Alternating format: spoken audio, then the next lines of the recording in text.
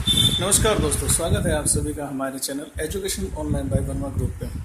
चर्चा से पहले आपसे एक अनुरोध है, कृपया कर हमारे वीडियो को अधिक से अधिक विद्यार्थियों तक पहुंचाने में हमारा सहयोग करें, क्योंकि हमारा उद्देश्य उन सभी बेरोजगार विद्यार्थियों को उपयोगी जानकारी प्रदान करना है जो सरकारी नौकरी पाना चाहते हैं।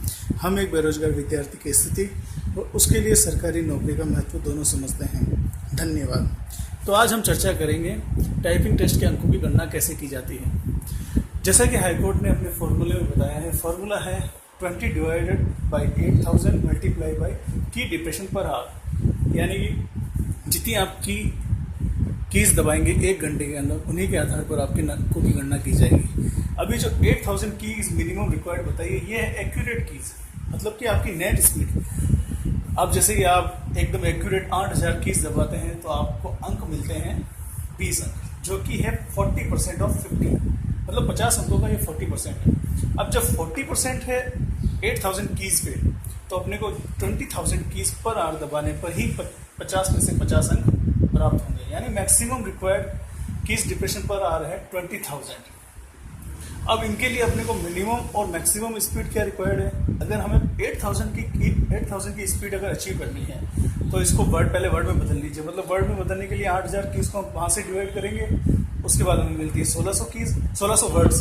1600 वर्ड 1 घंटे में टाइप करते हैं, तो 1 मिनट का निकालने के लिए हम उस पर 60 से डिवाइड करते हैं, तो हमारे पास आती है 26.66 की स्पीड आती है।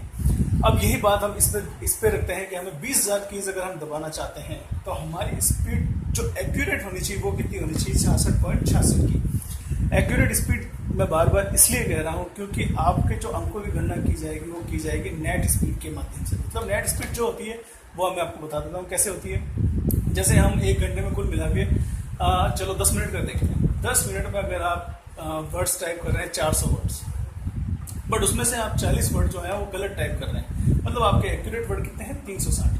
अब 360 में 10 का भाग देने पर हमारे पास स्पीड जो आएगी, आपकी नेट स्पीड वो होगी 36 वर्ड पर मिनट, और आपके अंकों की गणना की जाएगी 36 वर्ड पर मिनट के हिसाब से, ना कि 40 वर्ड पर मिनट। कुछ विद्यार्थियों का हमारे पास मैसेज भी आया था कि सर हमारी एक्यूरेसी कम होने पर हमारी स्पीड इंक्रीज हो जाती है। बात वही की वही है, आपके अंकों की गणना आपकी स्पीड पे ना होकर आपकी नेट स्पीड पे की जाएगी, तो एक्यूरेसी का महत्व यहाँ पे बढ़ जाता है। मतलब जितनी आप कीज दबाएं, उन्हें एक्यूरेट दबाएं, उसी के आधार पर आपके अंक बढ़ेंगे। 66 की स्पीड पाना कोई नामुमकिन नहीं है, आप बस रेगुलर प्रैक्टिस करते रहिए, आपकी स्पीड डेफिनेटली इंक्रीज होगी। ये भी कंफ्यूजन है कि हिंदी के लिए अलग फॉर्मूला होगा या इंग्लिश के लिए, ऐसा कुछ नहीं है। हिंदी में सिर्फ ये हो जाता है कि आपके लिए जो कीज होंगी उनकी थोड़ा डिफिकल्टी लेवल थोड़ा कम कर दिया जाएगा, और इंग्लिश में वैसे ही डिफिकल्टी लेवल को थोड़ा सा बढ़ा दिया जाएगा। जैसे कि डेट फॉर्मेट दे सकते हैं, डैश वगैरह इंक्लूड कर सकते हैं, और भी कुछ कर सकते हैं। हिंदी में भी आपको वही फॉर्मूला यूज़ करना है और इंग्लिश में भी आपको वही फॉर्मूला यूज़ करना है। मेरी यही आपको सलाह है कि आप रेगुलर प्रैक्टिस करते रहें और अपना ध्यान एक्यूरेसी पर ज़्यादा रखें। स्पीड अगर आपकी स्लो भी है तो कोई बात नहीं, आप उसे बढ़ा सकते हैं, बट एक्यूरेसी अगर आपकी स्टार्टिंग में मिस्टेक रहेगी तो फिर वो आपको बाद में भी परेशान करेगी। इसलिए नेट स्पीड का पूरा ध्यान रखें और अपनी स्पीड को बढ़ाते रहें। आपकी नेट स्पीड अगर 36 की आ रही है तो आप इस 36 को कीज पर आवर में बदलने के लिए 36 को पहले मल्टीप्लाई करें 5 से, फिर मल्टीप्लाई करें 60 से, तो आपको आपकी स्पीड मिलेगी, कीज पर आवर मिलेगी 10,800। अब ये फॉर्मूला आपको शायद थोड़ा टिपिकल लग सकता है, इसलिए हमने हमारा शॉर्ट टेस्ट फॉर्मूला निकाला है, उसके द्वारा भी आप अपने अंकों की गणना कर सकते हैं। पहले तो आप अपने वर्ड पर मिनट की स्पीड पता कर लीजिए, उसको मल्टीप्लाई कीजिए 3 से और डिवाइड कर लीजिए 4 से। ऐसे अगर आपकी वर्ड पर मिनट स्पीड आ रही 36 की, तो आप 36 को इस फॉर्मूला पुट कीजिए और आप अपने अंकों की गणना इसके द्वारा भी कर सकते हैं। इस फॉर्मूले से रिजल्ट एक ही आना है, बट ये थोड़ा शॉर्टेस्ट है और आपके लिए आसान रहेगा आपके अंकों को पता करना।